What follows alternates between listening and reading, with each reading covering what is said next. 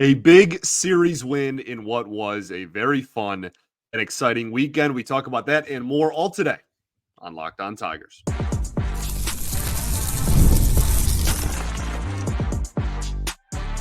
You are Locked On Tigers, your daily Detroit Tigers podcast. Part of the Locked On Podcast Network, your team every day. What is up, everybody? Welcome back to another edition of Locked On Tigers. I'm, of course, your host, Scott Bentley. Today is Monday, September 2nd, 2024. Thank you so much for making Locked On Tigers your first listen every single day. We are free and available wherever you get your podcasts, including YouTube, part of the Locked On Podcast Network, your team every day. Today's episode is brought to you by FanDuel. Now through September 22nd, all FanDuel customers can bet $5 and get a 3-week free trial of NFL Sunday Ticket from YouTube and YouTube TVs. Just visit FanDuel.com to get started. Welcome all. Happy Monday, everybody. Hope you all had a fantastic weekend. And the Detroit Tigers may have been a reason why you had a fantastic weekend. If you did, a big, huge, enormous series victory over the Boston Red Sox. They lose 7-5 on Friday, then win 2-1 and 4-1 on Saturday and Sunday, respectively. They are now 70-68 on the season. The Twins, unfortunately, had a comeback victory in the late innings on Sunday, so they remain 5 games back, but if the Twins would have lost, it would have been 4, so kind of frustrating there. But you know what? It's just fun to be scoreboard watching in September. And another thing that I noticed was the difference in vibes between fan bases that are in similar positions, right? Like, for instance, the Mariners over at Locked On Mariners, great show, one of the best shows that this fine network has to offer. They're over there talking about, they're 5.5 out of the wild card and talking about how the season's probably over and that's it, and this is super disappointing, etc. And we're 5 games out of it. We're half a game better than the Seattle Mariners. And this is like the most optimism and excitement that has surrounded this fan base in almost a decade. In literally, 8 years? I think in 8 years, since 2016.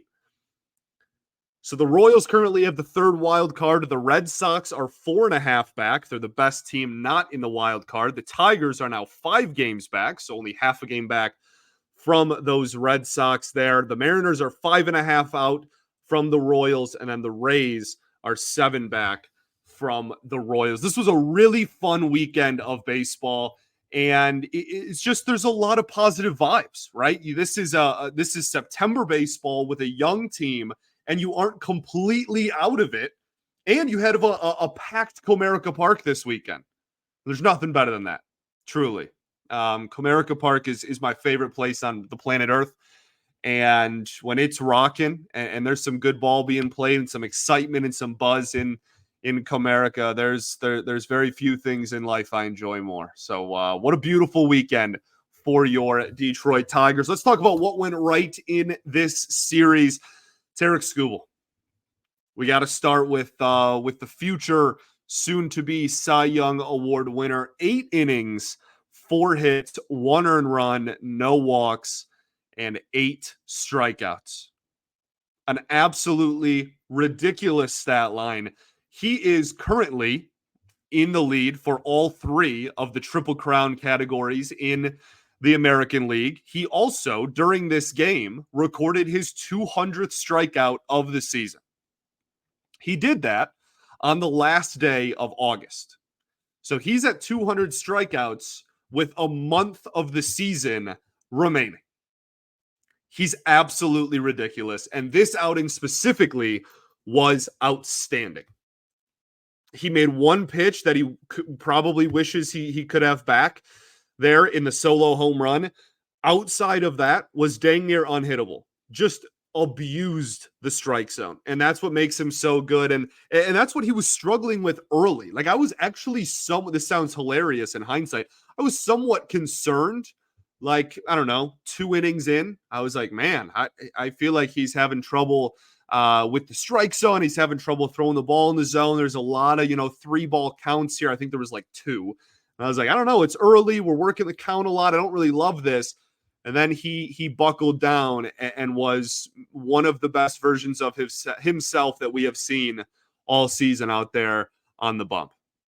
Absolutely incredible. He is the heavy favorite to win Cy Young. Do not let anyone from the state of Ohio tell you that Class A should be winning Cy Young ahead of Tarik Skubal. That is absolutely ludicrous. It is absurd. It's borderline hilarious with how ridiculous it is. Go look at FanDuel and take a look at the odds there. Barring the worst September we've ever seen from him, he will win Cy Young. And this Class A nonsense can just, go by the wayside. Having a fantastic season. The best reliever in baseball. All true. Not trying to disrespect the pitcher. I am disrespecting any fan out there who claims that he deserves to win Cy Young over Tarik Skubal.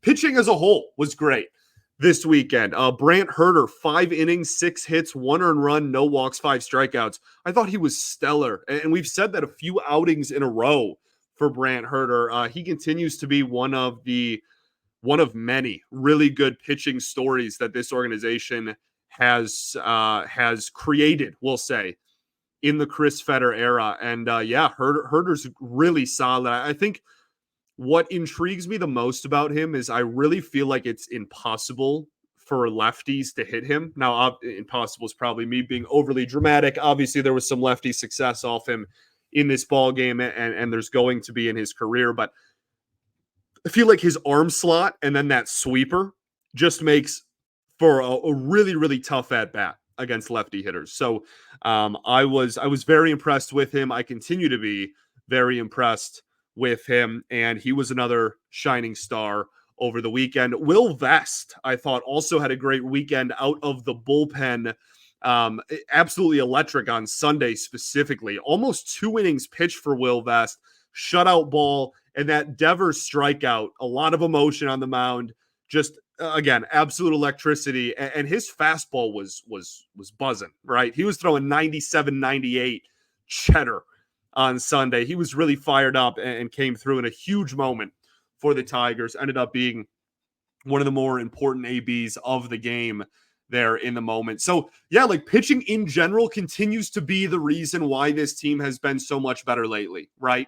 Everyone's going to look at Torkelson. We'll talk about him in a second. Had a great weekend. Riley Greene homered this weekend. Kerry Carpenter's fantastic, right? You called up all the youth to be a part of the lineup. That's going to get all the publicity, and we've talked about this plenty of times before. But this is pitching is driving this.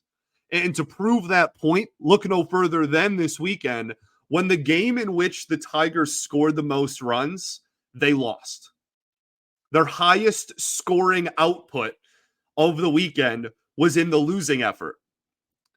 And the 2 games that they won were lower scoring than on Friday when they put up 5. So like absolutely fantastic. 2 runs and 4 runs. That's not an uber elite offense there, but when you only give up 2 runs in 2 games, you're going to win at least one of those, if not both, more times than not. So I continue to give not only all the pitchers, obviously, but Fetter, Lunge, Nieves, all of the coaching, pitching staff, the pitching development team in the front office, right? There's so many people that deserve credit for the Tigers organization becoming somewhat of a pitching factory. It is such a blessing. It is so refreshing and so nice and such a, I don't know, like I never want to lose this feeling of like, wow, this is awesome. Like we're really good at developing something. That's really cool.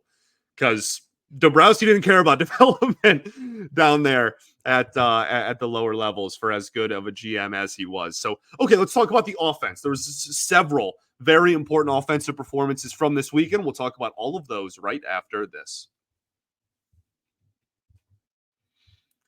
Got to talk to y'all today about our friends over at FanDuel. You've heard us talk about FanDuel, America's #1 sportsbook, plenty well.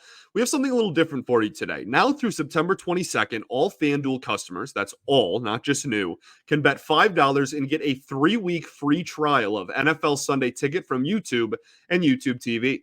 Then with a YouTube TV base plan, you'll be able to watch every regular season Sunday afternoon out-of-market game. All you need is a Google account and a current form of payment, and you can cancel anytime. Just visit FanDuel.com and download America's #1 sportsbook.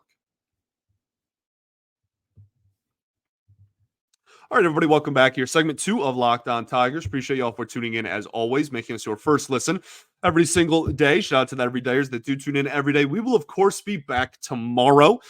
We have an off day tomorrow. We have an off day. It's weird. We play Monday, have an off day Tuesday, and then play Wednesday, Thursday. So tomorrow, we'll be back just recapping game 1 of the Padres series.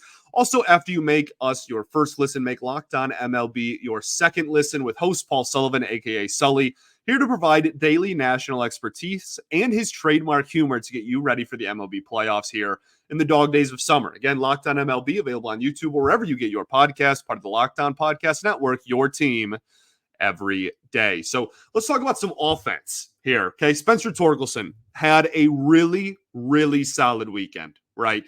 He was hitless on Friday, but had a multi-hit game on Saturday, and then the huge home run, obviously, on Sunday to put the game out of reach. His numbers since getting called up are significantly better than what they were prior to the send down earlier in the season. We've seen the mechanical changes. We've seen him not be afraid to go the other way with the baseball, which is nice. And this weekend, we actually saw some clutch hitting. We saw some hits from him with runners in scoring position, which has been a huge rarity for him this weekend. At the end of last week, obviously, we talked about him and his lack of success with the bases loaded. This weekend, really solid all around again after Friday. So, just wanted to give him credit where credit is due there. And I'm hoping all we really want at this point, I don't want to speak for everybody, but like all I'm really looking for is just be good enough in September to where when we go into next season, I'm not like alarmingly worried about whether he's going to last the entire season or whether it's, real or not real or what version of him we're going to get. Like, just be good enough in the last month of the season here to instill confidence in the fan base going into next season. That'll be a conversation we have a lot, because I think some people are like, it doesn't even matter how well he hits. I'm not going to be confident in going into next year, which I don't really blame people for feeling like that. But again, we're going to focus on the here and the now. This was a really solid weekend, and his numbers have been a lot better since getting called back up. Riley Greene with the home run on Sunday was really good to see, because I actually think he's been swinging. I don't know. I haven't really liked his approach lately. I think a lot of strikeouts, a lot of non-competitive at-bats, a lot of not coming through with runners in scoring position, et cetera, et cetera. And so to see him demolish a baseball, like I know that the distance on that wasn't very far. That thing was like 180 million miles an hour off the bat. That thing was an absolute seed out there to right field. So really nice to see. Really nice to see him just get a hold of one and kind of crank a baseball there. Kerry Carpenter as well had the huge home run on Friday. That's the thing. Like the Tigers take 2 of 3, but they went into extras in the game they lost. Like, they had a chance to sweep the Boston Red Sox this weekend and just fell short. Kerry Carpenter's home run, the only reason why that is a conversation, had a huge home run in the late innings, their 8th or 9th inning on Friday to help send the game into extra innings. Also had a super impressive walk on Sunday. Had like an 11 or 12 pitch walk against Rich Hill. Rich Hill, I mean, bless him, right? My goodness, that he's topping out at 85 miles an hour. The Red Sox really need some lefty pitching help, and so in comes Dick Mountain, and my goodness, how can you not absolutely love it? That dude debuted when I was in, I want to say like 3rd grade, and I'm now in my mid-20s. Just absolutely ridiculous. He has been around, to say the least. And that sweeper is still like tough for lefties to hit. That is still an effective pitch. It's just, paired with an 84 to 85, 86 mile an hour sinker now, instead of in his younger days, the velocity was a little bit higher, obviously. So, yeah, bless Rich Hill. Hopefully he can, I don't know, the longer he pitches, the happier I get. So hopefully he can stick around a little bit longer. But really good on the Tigers. Obviously, Torkelson, hanging sweeper, hanging curveball, whatever it was, from Hill, and took that ball very deep to left field broke open that ball game. Kerry Carpenter draws a walk in that inning as well. That's the walk I'm referring to. Really solid. 12, 13 pitches, something like that, from a lefty with a really good sweeper. I don't care if the velocity is way lower than what he's used to. That is a good AB that I am happy to see out of him. What went wrong this weekend? Wasn't a perfect weekend by any stretch. I am not sure what's up with Colt Keith lately, but his swings have been brutal. They've been really rough, and like to the point where I hope everything's okay. Like genuinely, I don't know what's going on, but he went from looking absolutely incredible and really like he's turned a corner. And this is like a 3-game sample, a 4-game sample. I'm not saying that like all the progress he's made is just out the window and he's terrible now. I'm just saying for the better part of 3-4 games, the last 3 or 4 games he's played in, seriously, his swings have been really rough. His ABs have not been good. So I'm hoping that everything's okay with him in his life and in Colt Keith's world, and is able to get back to where he was a couple of weeks ago. Casey Mize, 6 innings, 6 hits, 4 earned runs, 1 walk, 4 strikeouts, and obviously the big home run against. This wasn't an awful outing. This wasn't absolutely terrible. I'm not trying to make it sound like this was some catastrophic outing that the Tigers, it was like impossible for them to come back from on Friday. Clearly they forced extra innings, but it wasn't a great one either. The innings, I think, were very valuable. I'm glad he was able to go 6. And he, at the end of the day, he was 1 earned run away from a quality start still. Like, again, this was not some terrible outing, but the stuff just wasn't great. And it was his first outing back, and he hasn't pitched in the majors in a very long time now. So we're gonna give him the benefit of the doubt there a little bit. And we'll see what he's able to do next time out, his next couple of times out. But the biggest takeaway I have pretty much every time I've watched Casey Mize in the last 3 years is just that the splitter is not what it was advertised to be, man. Like that's really my biggest takeaway. Like in the minors, he was working on a slider, and that was just this most recent stint in the minors during his rehab stint. He was supposed to be working on his slider, and he was really happy with it, and the coaches were really happy with it. And everybody was talking about how good his slider was going to be. And I was like, okay, it was fine, but I didn't think it was like drastically different from what it looked like before. And then this offseason, he comes back from Tommy John and the injury, and it's, the velocity's up. And it was, but it didn't result in a ton of more swings and misses. And the slider was better. Didn't result in a ton of more swings and misses.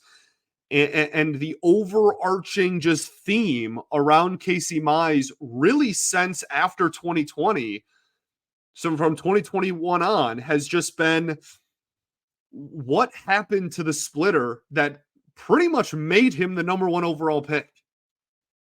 That's all anybody could talk about when he was coming out of Auburn was the splitter, it's unhittable, the splitter. It's like a bona fide sinker. It's like a ground ball pitch for him at this point. And like he still has the ability to get some swing and miss on it sometimes.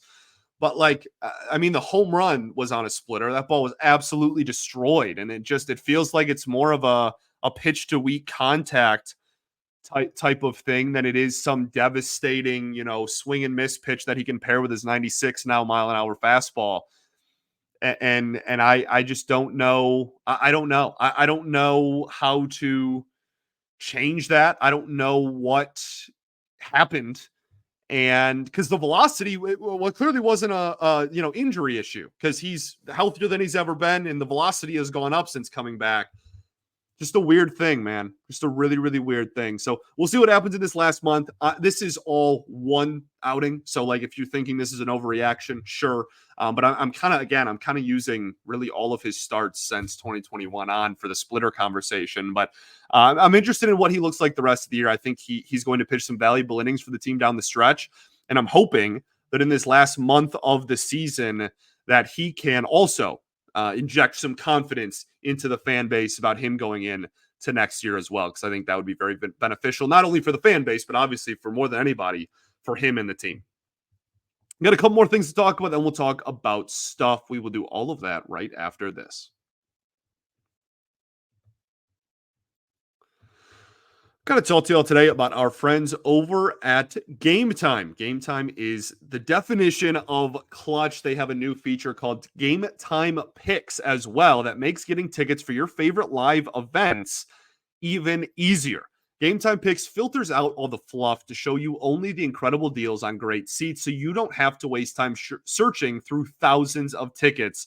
It is awesome. Okay. And honestly, Game Time has a ton of really great features. As we mentioned, Game Time Picks, their new one, but they have seat views where you can see pictures of your seat before you buy, all in pricing. So you can see your total up front. There's no surprise fees at checkout or anything. You see the complete total up front. They have the lowest price guarantee where Game Time will credit you 110% of the difference if you find a ticket in the same row and section for less somewhere else. And then obviously the Game Time ticket coverage where your purchase is covered with the most flexible customer service policy in the ticketing industry. So take the guesswork out of buying tickets with Game Time. Download the Game Time app, create an account, and use code LOCKEDONMLB for $20 off of your first purchase. Terms apply. Again, create an account and redeem code LOCKEDONMLB for $20 off. Download Game Time today. What time is it? Game Time. All right, everybody, welcome back here. Third and final segment, Locked On Tigers. Appreciate y'all for tuning in as always. Other things that went wrong this weekend. I thought Trey Sweeney's defense was pretty rough. Just had a few too many mishaps out there at shortstop. I still think he should get a lot of reps at shortstop. Not saying for, anybody else to get reps over there. I think it makes the most sense for him to play the rest of September here, probably at short. But made a few too many mistakes over the last 4 or 5 games for my liking. So we'll see if he can improve on that. And then in general, on the offensive side of the ball, 3 rookies really struggling at the moment. And that's Dylan Dingler, Jace Young, and Trey Sweeney. Sweeney has really not found it since getting called up. And I know a lot of people really excited about him, got him in the Flaherty trade, and demolished baseballs down in AAA.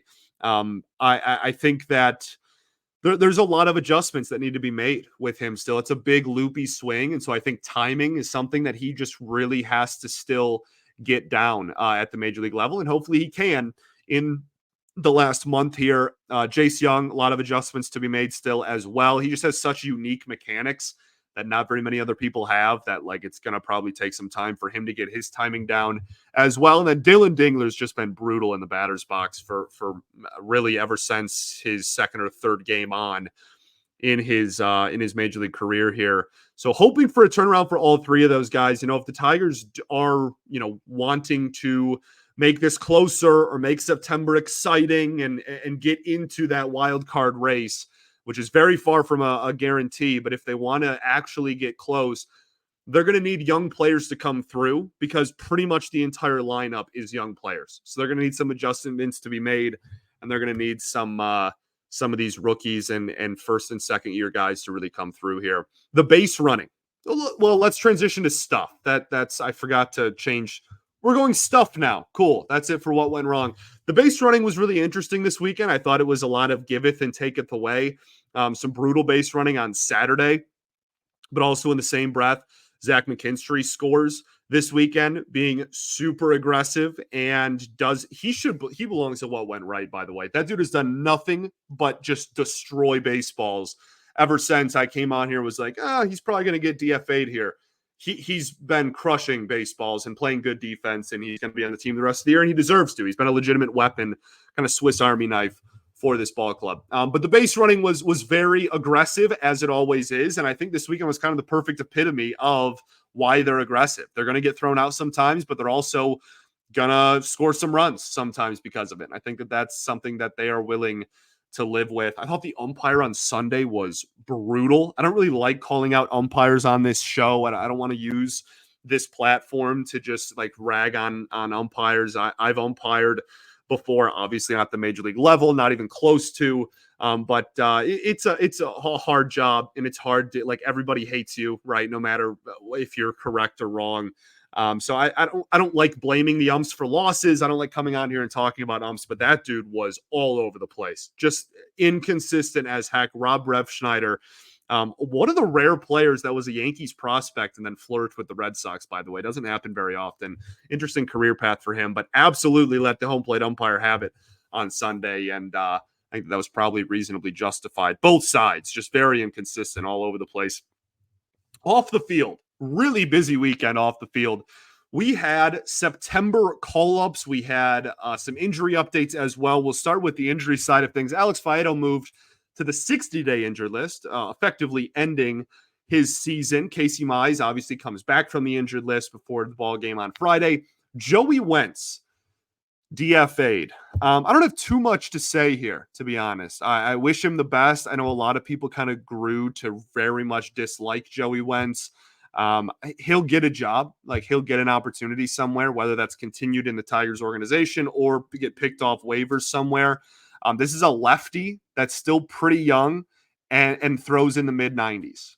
Someone is going to take a chance on him and see if they can quote unquote fix him on the mound. Brutal to get DFA'd right after taking 2 comebackers off different parts of the body. That's a rough go. But yeah, I wish him the best. Genuinely, I hope he gets work somewhere and flourishes, because I really do still believe there is a good major league pitcher in there. It's just about finding the confidence in that fastball again, which he hasn't had since September call-ups of 2022. Like how quickly we forget the optimism around Joey Wentz going into 2023, right? Like he was the September call-up in 22 and was phenomenal. He had like a sub-2 ERA. And everybody in the fan base was like, Joey Wentz should be in the rotation. He's so good. He's great, etc. And now, people are celebrating him losing a job. And it's just like how quickly things change. So, yeah, I wish him the best, but I also have no issue with this decision. I think that it was probably the right move. I don't think there was any way he was making it through the winter anyways. So if you needed to free up a roster spot, that was one that I think most people were willing to part ways with. So tip of the cap to Joey Wentz. And again, whether it's continued with the Tigers organization, if he clears waivers or if he doesn't, wish him nothing but the best. September call-ups on Sunday, September 1st, obviously, as well. Sounds like they are going to call up Justin Henry Malloy, which is no surprise to anybody who has listened to this show, even remotely. We talked about that the second they sent him down. We're like, he'll be back probably in September. And then Ricky Vanasco, 25-year-old right-handed pitcher, has had a pretty solid year in Toledo this year. He was acquired from the Dodgers, who DFA'd him earlier in the calendar year. And he actually pitched against the Tigers when he was with the Dodgers before getting DFA'd, oddly enough. So yeah, like this was kind of expected. If you had to play, narrow it down and had to just use what's the phrase I'm thinking of? Not context clues. If you had to by default, I guess is what I'm going for. It was kind of like going to be him, right? Because if you look at the 40-man roster and who's available and who's healthy, unless they wanted to DFA somebody else and add, I know everybody wants Job. I would have loved Job. Not going to happen. Had a rough outing his last time out in Double-A anyway. But I think that the writing was kind of on the wall here that it was going to be Vanasco. And yeah, I'm looking forward to seeing what he can do. I mean, this was obviously a guy that was DFA'd by another organization, but like Tyler Holton was DFA'd by another organization, right? Like that's not just a death sentence. Scott Harris has proven that, guys that are put on waivers, and what Carson Kelly was DFA'd, right? Like Scott Harris has found valuable assets on the waiver wire. So looking forward to that. Also, again, only 25 years old. So like there is, if he's good, then there's a future there. It's not just kind of like a one-off thing. All in all, this weekend was awesome. It really was absolutely awesome. Huge crowds to celebrate 1984, the 40-year anniversary of the Tigers' last World Series ring. AJ, I think, handles these so well. He asks the players from the 84 team when they go on the field to go through the clubhouse and through the dugout so that they can interact with the current players and that they can share wisdom and talk to players who have won. This is greatness, right? I'm not saying every individual player on that team was an all-star, but like that is a team that accomplished something that very few teams ever have accomplished. That do not let the 84 Tigers, I know they don't with my listeners, but baseball history should not let the 84 Tigers just slip through the cracks. That's 35-5, and we're the best team in the American League from opening day until they won the World Series. That is wire to wire 35-5, one of the best starts to a season and one of the best team seasons we have ever seen and that we will ever see in this wonderful sport ever again, with so much talent, right? Willie Hernandez, the late great, rest in peace. They did a moment of silence for all the players who have passed since 84.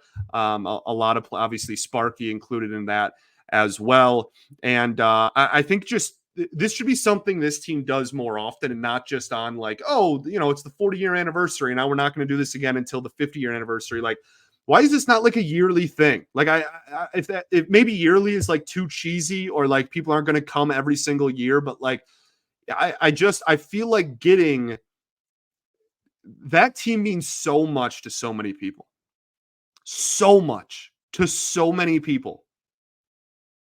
That World Series ring was 40 years ago, and Saturday was like around a sellout and was a packed house, right? Like those are idols walking, right? Those are truly people that have transcended the sport and just become Detroit icons. And I think it's so important to see Chet Lemon, man. Like I really do. I think that's so beautiful and wonderful that the players were talking about how much Chet's like his eyes lit up when he saw the players when they were talking to him and whatnot. Like that's something that shouldn't just be like every 10 years for an anniversary thing, man. Means a whole lot to a whole lot of people. It means a lot to the players. It means a lot to the organization. It means a lot to the city. And I think it was a beautiful thing. So, congratulations to the crowd that showed. Congratulations. That's not what I meant. Good on the crowd for showing up, as well as everybody who went down there this weekend. You were a part of an absolutely awesome weekend. And thank goodness the Tigers backed it up on the field, right? There's nothing worse than all the hype, and there's going to be a lot of players there, or a lot of fans there rather, and you're all pumped up for a weekend series, and there's some giveaway or something, someone they're honoring, and it's going to be a packed house, and the Tigers just lay an egg. And they didn't. They went out there. They took 2 of 3. They won on Saturday specifically. All in all, great weekend of baseball. You take 2 of 3 from a team ahead of you in the standings, and you're 5 games back on September 1st. Let's have some fun. All right. Thanks for making Locked On Tigers your first listen every single day. Shout out to the everydayers that do tune in every day. We will, of course, be back tomorrow recapping Game 1 against the San Diego Padres. Going to take some time here at the end to say rest in peace to Johnny and Matthew Gaudreau. Obviously, as most of you know, I also host Locked On Red Wings, and the hockey community and really the sports community as a whole are mourning the loss of Johnny Hockey and of Matthew Gaudreau. So absolutely tragic, heartbreaking story. Go support the Gaudreau family in any way that you can. And yeah, thoughts and prayers with everyone that has been affected by this absolute tragedy. Rest in peace, Johnny and Matthew. We will be back tomorrow. Peace and love. Going to therapy's dope. I'll catch you all then, baby. Go Tigers.